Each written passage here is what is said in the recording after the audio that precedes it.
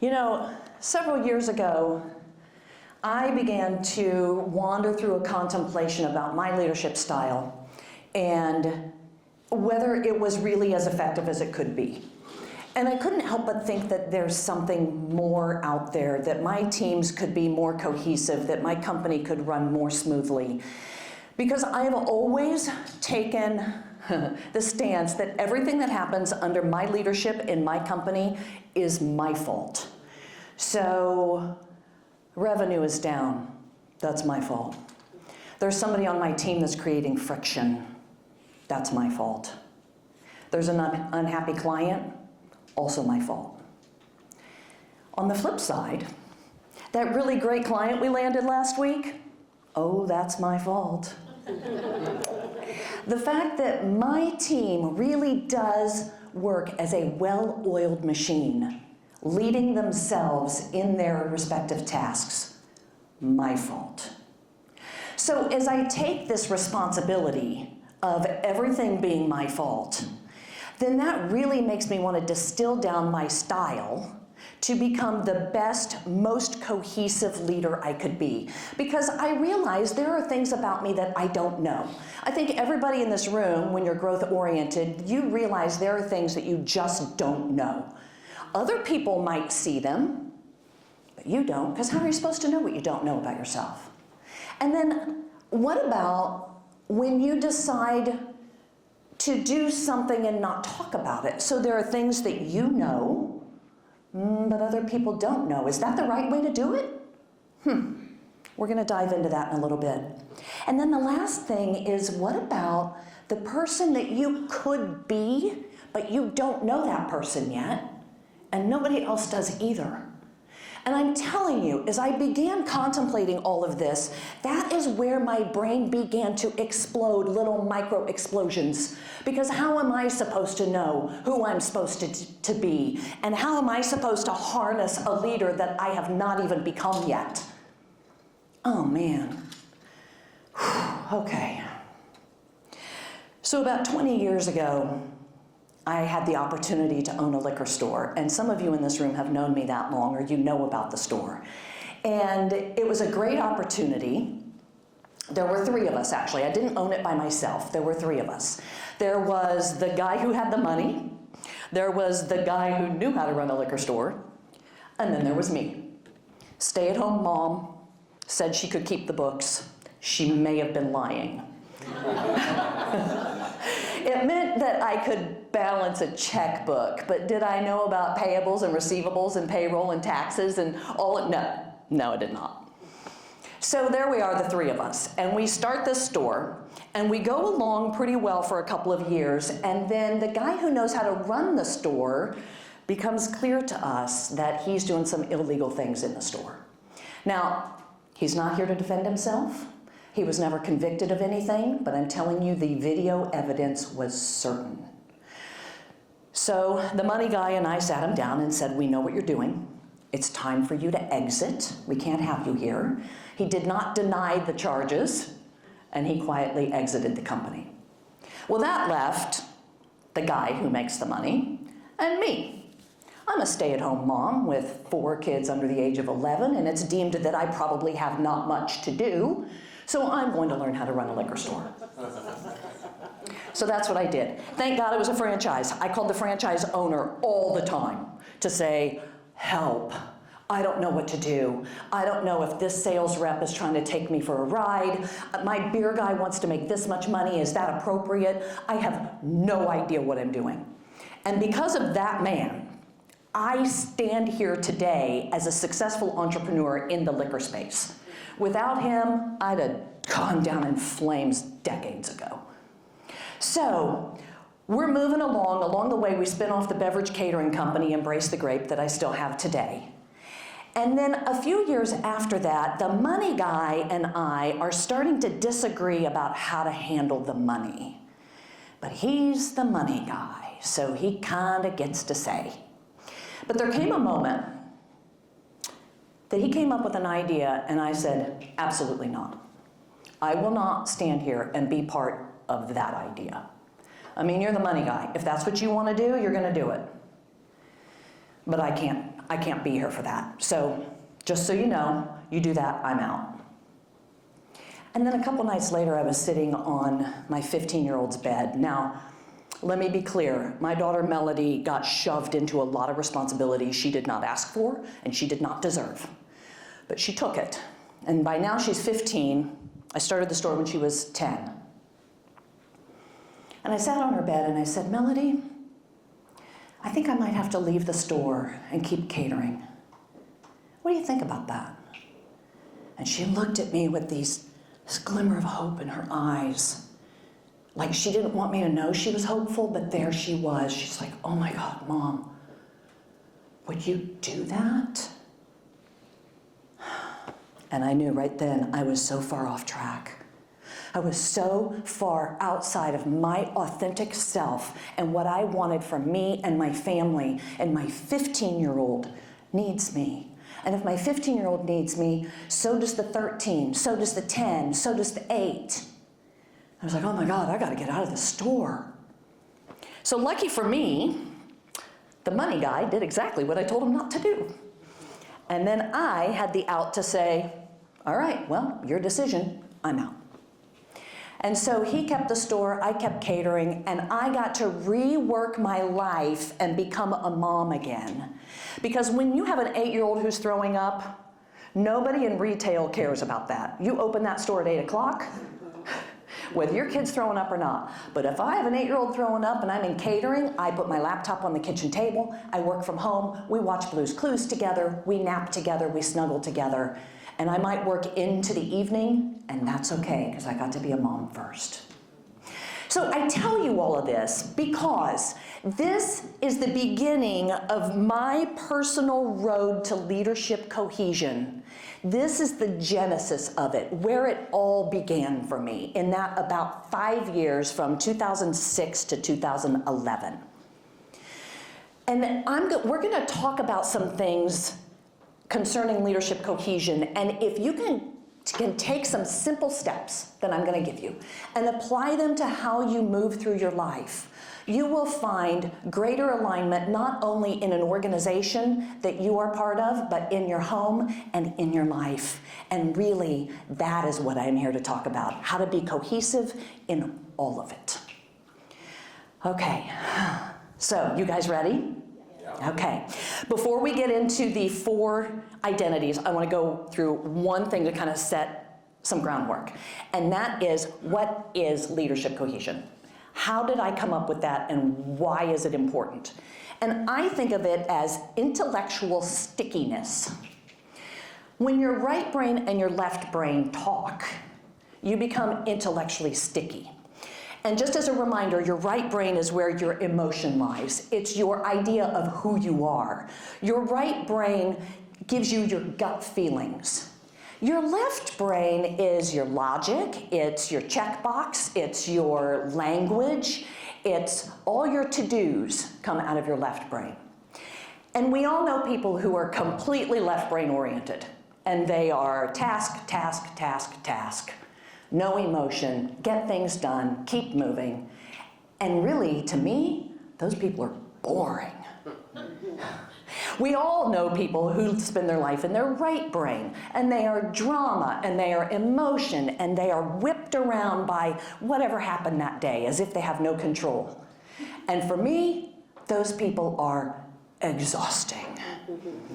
So when we can learn to have our right brain and left brain talk to one another, and by the way, information enters your right brain. Now, I'm very aware that I'm using my left hand to talk about my right brain. I'm not doing that for you guys, but that's just naturally how it works, because there's also like a cross-body thing that happens in your brains. Anyway, so information enters your right brain first, and then it goes to your left brain.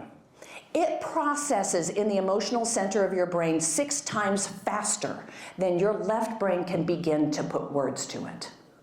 So that's why you enter a room and you feel the vibe. You feel the energy of somebody behind you. You feel that way before you can put words to it, because your right brain gets first dibs, okay? So, okay, let's jump into the 4 identities. So first is The things that you know about yourself, and everybody else does too. This is your known self. Second are the things that you don't know about yourself, but other people know. All that time I spent talking to the franchise owner about the things I did not know. I knew I did not know what I didn't know, and he saw them, and he helped me. He helped me illuminate my blind self. The third one are the things that you know, that you see about yourself, but nobody else does. Like, I really don't think the money guy thought I was serious. I really don't think he thought I would walk if he did that thing, but I knew I would. I knew where I was in my life, and I knew what needed to happen. I don't think he did. Kind of cost him. And then the last one is your mystery self. It's what you don't know about yourself, and nobody else does either.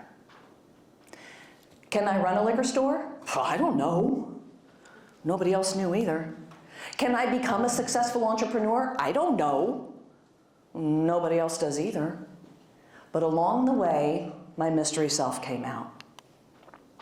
So I'm going to skip over the piece about what you know about yourself and everybody else knows too, because that's pretty self-explanatory, right?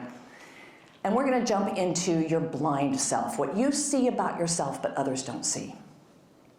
So a couple years ago, I bought a house, and we did all the inspections and all the things.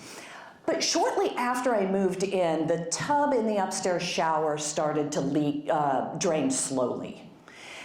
And over time, pretty sure I'm standing ankle deep in water in the tub. And I talked to a friend of mine about what might be going on, and I'm contemplating what I'm gonna do. And then one day, the tub actually drained perfectly. I have no idea what's going on. And I asked my friend, I said, did you bring a snake over and snake the drain for me? He said, no, I did not. I'm like, well, that tub drained perfectly. I don't know what's going on.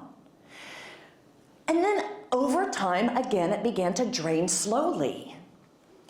And then one day, it just stopped draining altogether. Oh my gosh. So I did what any normal human would do. I stopped using that tub. Yep. I used the shower downstairs. It was perfect. And so one afternoon, I thought to myself, you know, Jane, you can't just live with a tub that doesn't drain forever.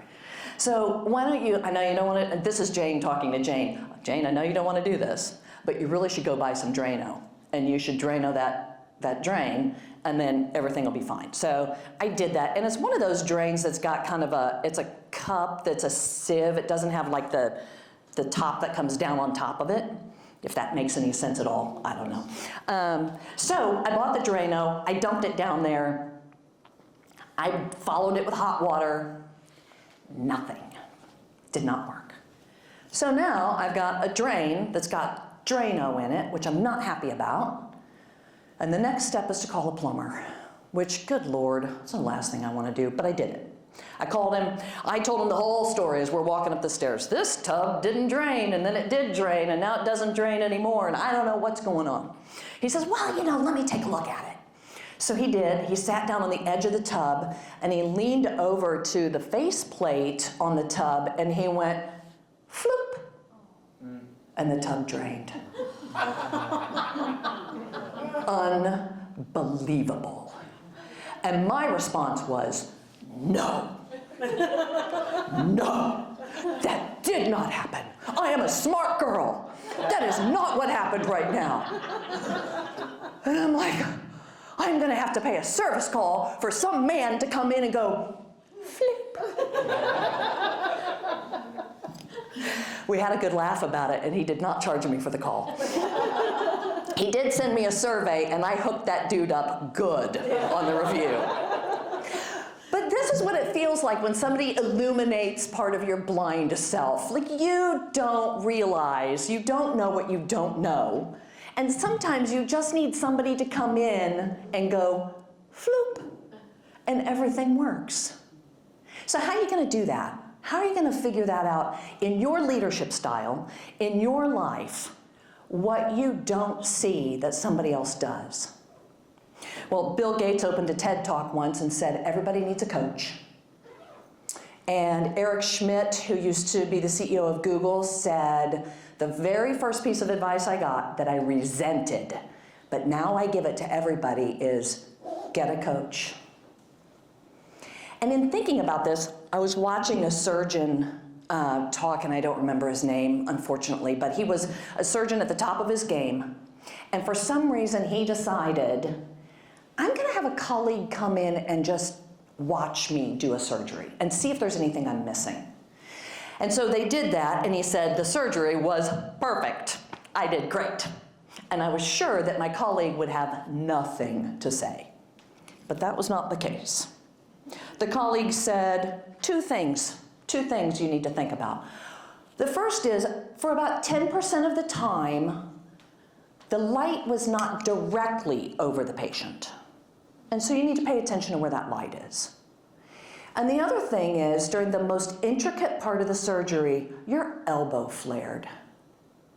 And you slowed down. And that told me you were unsure of that part of the surgery. You need to pay attention to that. And the surgeon said, I never would have known those things, except I asked somebody that I admired and that I trusted to come in and watch my work and help me understand. So I can tell you I have used coaches of all kinds. Now, you can spend a bunch of money on a coach. You can get a life coach. You can get a career counselor. You can get a therapist. You can get a marriage counselor. You can do all kinds of things that cost money. Or maybe in addition, you can go to somebody you trust to shoot it to you straight. And you can say, hey, would you help me with this? My experience as an entrepreneur and a professional is that every time I have gone to somebody in this community and said, I'm working through some things, would you let me buy you breakfast? I want to buy you breakfast. And would you spend an hour with me and let me bounce some things off of you? I think you could give me some insight. Every time it's a yes. In fact, yesterday morning, everybody in here know who Ryan Lefevre is? The voice of the Royals, if you don't know. Yesterday morning, Ryan Lefevre spent 40 minutes with me on a Zoom call because I asked him, he also does public speaking, and I said, hey, I'd love to pick your brain. Can I buy you breakfast? And he said, baseball season just started, so no, but we can Zoom. And I said, absolutely. He spent 40 minutes with me, gave me some really great insights. So I'm going to encourage you, the first thing about getting to know your blind self is to get somebody to tell you about your blind self. And just ask, because you don't have to not know what you don't know. Ask somebody to tell you.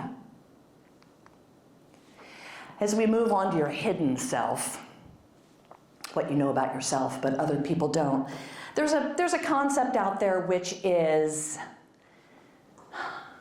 you should tell people what you're up to. You should, when you have an idea, you should tell somebody, hey, I'm doing X, Y, Z. Hey, I've decided to go back to school and do this. Hey, I'm working toward this promotion. And the thought process behind it, and I don't think it's completely bad, is that when you tell people what you're up to, they'll ask you about it, and that holds you accountable. But also, if you just willy-nilly go tell people about it, sometimes you're telling the wrong people, and you get some judgment back that maybe you're not interested in hearing. Also, if you have a really great idea and you tell a bunch of people and then you don't do it, what happens to your credibility? Yeah, the drain. So I'm going to advocate that there are many things in your life that you can and should be doing, and don't talk about it. So, as I think about the hidden self and times that I have been doing things and not talked about it, it makes me think about when I was in college. I got a speeding ticket when I was 19. Got a speeding ticket, I had no money. I had no job. But I had 6 weeks to get a job and a paycheck so I could pay this ticket. And in addition, I thought it was my father's fault that I got this ticket because we were going somewhere. He was late. He was always late in those days. So I was driving because he was going to put on his socks or something, I don't know. And I'm cruising down I-70 and I get pulled over and I get this ticket. So I gave it to my dad. I'm like, hey, Dad, you're the reason we're late, so you're going to pay this ticket.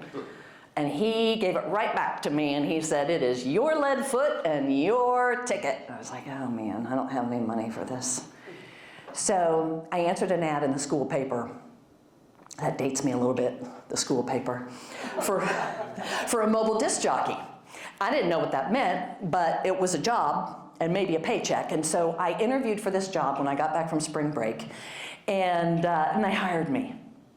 They hired me, but they also told me, you know, we've hired women before and they don't make it.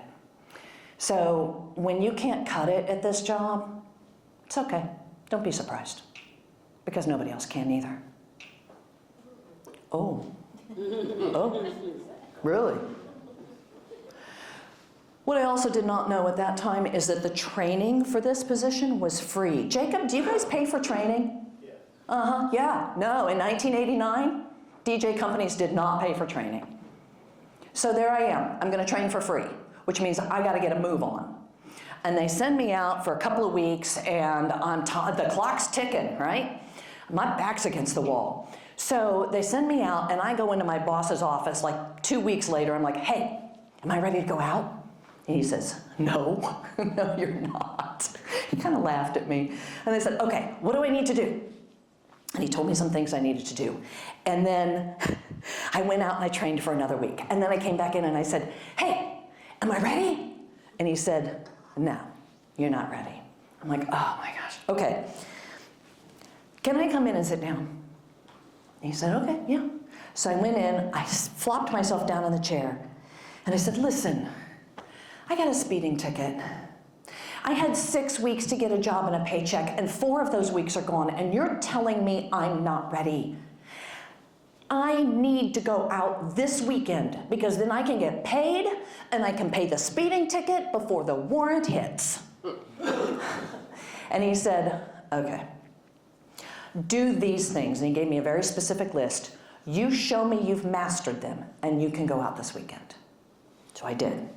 I did. I spent so much time in the warehouse practicing things, improving the chain of sound, and how to seg the music, and use the micro, all the things. They sent me 4 hours away to a prom, you guys. But they sent me. They sent me, and I pulled it off. I was not great, but I pulled it off. I got that paycheck, I paid that ticket, and I went on to work for that company for 10 years. Now, what they did not know about me was that I am a bulldog. I knew it. They also didn't know that my back was against the wall, and I needed $40, which is what they paid for an event back then. That's all I needed, $40. And that's also what speeding tickets cost back then, so okay. So I was, along the way, let me just take a minute here and say, there is a time and a place for complete and total vulnerability and authenticity in not only in your career, but with your friends, with your family. And for me, this was a lesson about picking my moment. Because if I had gone in there and said, yeah, I'll take this job even if girls can't do it because I need a job and a paycheck, I gotta have $40 in 6 weeks, they probably would have not thought very highly of me. But I didn't. I just said, okay, I get women can't do it. But in my mind, I'm like, but this one's gonna, right? And if I'd have gone in there and said, when they said women can't do this, if I'd have gone in there and said, watch me, just watch me do it, do you think that would have rolled very well? But I didn't. I knew who I was, I knew what I had to do, and I put my nose to the grindstone and I did it. And along the way, in that 10 years I worked for the company, after I graduated from college, I worked in the sales department. I created the music library after that. Now, I went into that knowing the Carpenters, John Denver, and Jim Croce. I did not know Poison. I did not know AC/DC. I did not play that funky music, white boy. But once I took over that music library, I chose what went on there. When we revamped the whole thing, that was me. And then I moved to the sales department, and I did sales work. I began to train people. I hired and trained people and wrote the part of the manual to tell women how to handle themselves, because these are things the guys knew they didn't know. So I took all that knowledge, having no idea I would spend most of my adult life in the events industry, and I shoved it in my back pocket. And when I started Embrace the Grape, where do you think I pulled my knowledge from?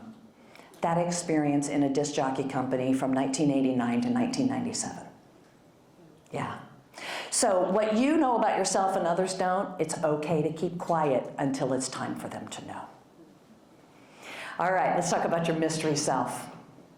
This is the fun one, because this is who you are. It's in there, and you don't even know it. Who is that person? How do you pull that person out? When I think about the ways that we grow, it is really about getting out of your comfort zone. It is sometimes about doing things that you don't want to do. It is sometimes about saying yes to something and then realizing down the road all of these benefits happened because you said yes to something and these were unintentional consequences, and your entire life changed. About 10 years ago or so, I had the opportunity to learn to barefoot ski. And I bought 2 barefoot skiing lessons from a silent auction. And if you don't know what barefoot skiing is, it's water skiing without skis. It's on your feet.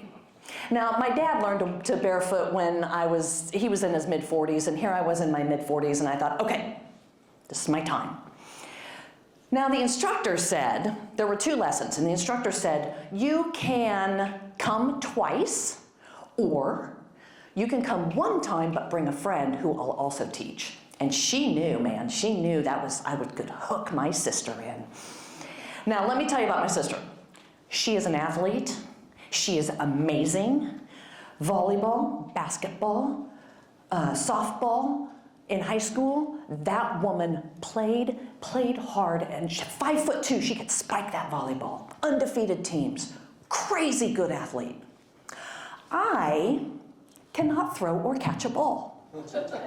So I know I'm gonna give it a shot, but I know my sister is gonna kill it, and I'm excited to see that happen.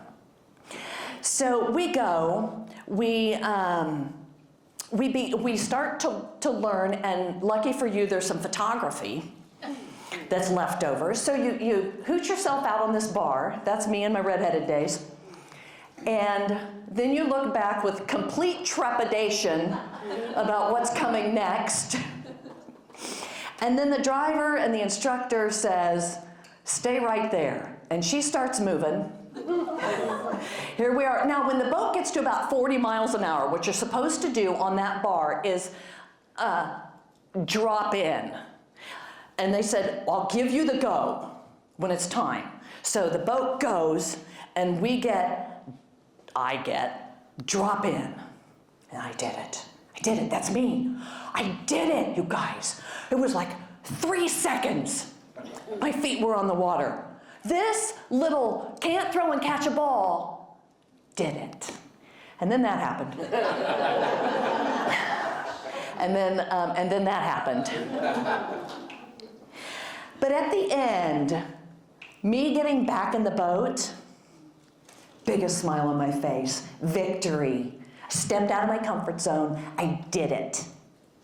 And then it was Jody's turn. Now, we don't have photographs of Jody because nobody needs to see that she was probably on the water for 30 seconds. She rocked it. I was so excited for her. I like tears. I'm so excited. My sister held herself up to everything I thought she would do. And after that, we decided we're going to get real strong in our abs and our core, and then we're going to come back next year, and we're gonna try it again. Okay, so we've got the whole winter to get strong. And then Jody comes to me, I don't know, a few weeks later, and she said, hey, little sister, you know how we could get really strong in our abs and our core? And I'm like, I don't know. She said, we need to paddle the Missouri River 340. And I said, I don't know what that is. And she says, well, it's a race down the Missouri River in a canoe or a kayak, and it starts in Kansas City, and it goes to St. Louis, and we could do it together, and it's gonna be fun. It's gonna be great. You're gonna love it. And I said, no, I am not doing that. That sounds horrible. I think you're on crack. It's not happening. And she's like, oh, well, we could have done it together, but whatever, okay. A few weeks later, she says to me, hey, you been thinking about the 340? And I said, the what?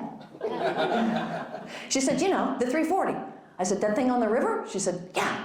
I said, no, I have not been thinking about it. And she said, oh, you don't want to do it? I said, no, Jody, I really don't.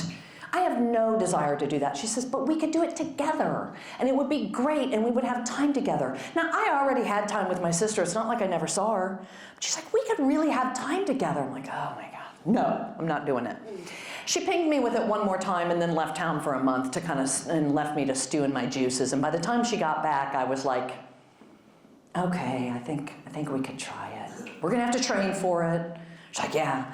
So we got a trainer, and for 6 months, one of us, both of us, were sore in some part of our body as that trainer kicked our tails every Wednesday morning at 6 a.m., and then we had to kick our own tails 2 more times that week. We had to turn in a food log, and let me tell you what, this girl who owns a liquor company, my alcohol consumption never hit that food log. Never. Nuh-uh. There are some things I'll change, but that's not one of them. So we trained, we did it. We had to buy a boat, and because we didn't even have a boat, and we started with this guy, little bathtub in the water, and now when we race, we're in this. So we've graduated and we've grown. But that first year, we finished the race in 64 and a half hours. You get 85 hours to do it, and it's a fair time, especially for a first timer. It's not a fabulous time. It's not a bad time. It's like, we were proud of 64 and a half hours. And then crazily enough, we won our division of women's tandem. So we were first out of about 300 boats that started. There were, I don't know how many people in the women's tandem division, maybe 10, not that many, but we were first. And what I learned and was reminded of is that in order to win, you don't have to be the best.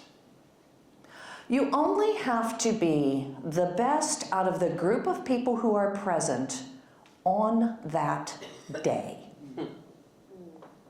Could be the next week we would not have been the best out of the same group of people present. But that race, that experience, we were the best. But man, we weren't good enough. 64 and a half hours? We spent 7 hours in a hotel. So then we needed to be better. No more hotels. We'll sleep at a ramp.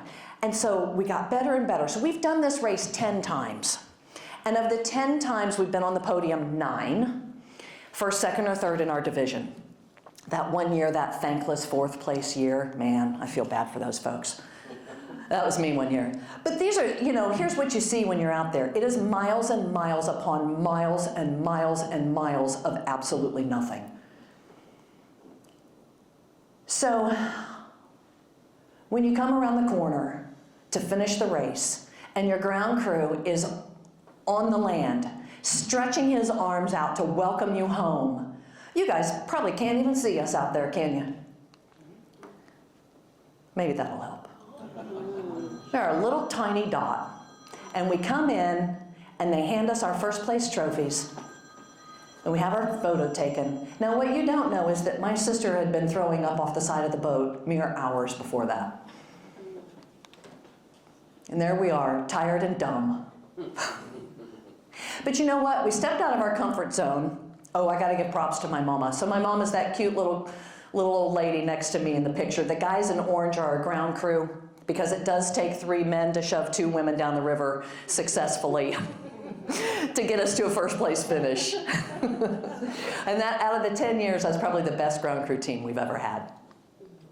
So I tell you this because amongst all of this, this girl who cannot throw or catch a ball suddenly realized herself to be an athlete. Somewhere about 5 years in, I was looking into the mirror one morning, and I was like, oh my God, you're an athlete. You're just like your sister.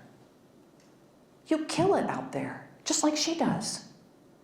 And through time, I have realized I have been an athlete my entire life. I just didn't know it. I didn't cultivate it. I didn't train for it. I didn't work toward it. And so consequently, nobody else knew I was an athlete either. But now, I 100% bona fide, just like my sis. Now, why did I say yes to that race? Did I say yes because I wanted to become an athlete? No, nobody wants to do that. Did I say yes because I too wanted the experience of throwing up off the side of the boat into the river? No. Did I want the Asian carp to come up and whack my elbow and make me scream like a girl? No. Did I want to run my boat up onto the wing dike because I didn't see the wing dike at night and I'm the one who steers the boat? No. That is not why I did this race. Why I did this race was because my sister said, we can do it together. And I admire her, and I love her, and I want her in my life. And for as much as she will put up with her bratty little sister, I'm going to spend time with her. The result has been a cohesive human that has come out of it with my right brain and my left brain understanding one another. Because believe me, my right brain was like, you are not an athlete, you are not doing that. And my left brain said, you're going to the gym on Wednesday. And so they had to argue with one another until they began to talk to one another, and my left brain would say, you see, you're getting better, that's why you're going to the gym. And my right brain would say, yeah, but I still don't like it. And my left brain would say, it's okay to not like it, just keep going to the gym.